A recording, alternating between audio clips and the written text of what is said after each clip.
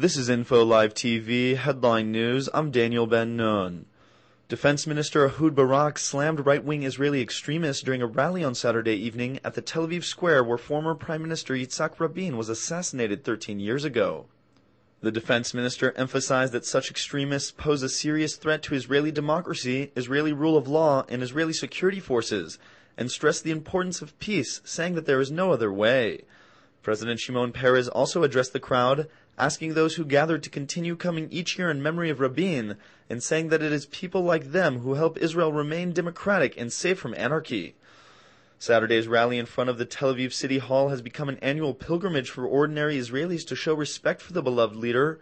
Participants filled Rabin Square and spilled into the surrounding streets, carrying signs and banners calling for peace and tolerance.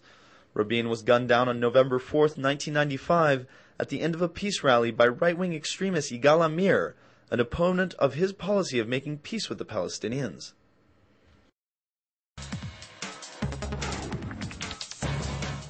The IDF attacked a Qassam launcher in northern Gaza on Saturday evening, just minutes before a Qassam rocket fired from the Gaza Strip landed near Zikim, south of Ashkelon.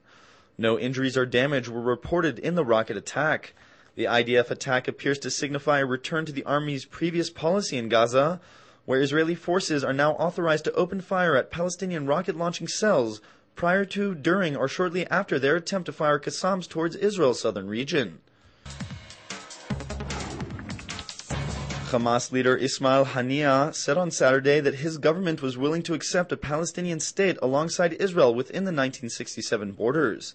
He made the statements at a meeting with 11 European parliamentarians who sailed from Cyprus to the Gaza Strip to protest Israel's naval blockade of the territory. Haniyeh said the Hamas government had agreed to accept a Palestinian state that followed the 1967 borders and to offer Israel a long-term truce if Israel recognized the Palestinians' national rights.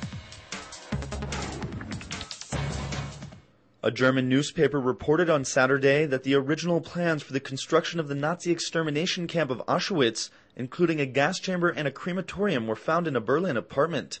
The newspaper published copies of some of the 28 plans, which the head of Germany's Federal Archives called authentic proof of the systematically planned genocide of the Jews of Europe. The newspaper gave no indication of where, when, or how the plans were found.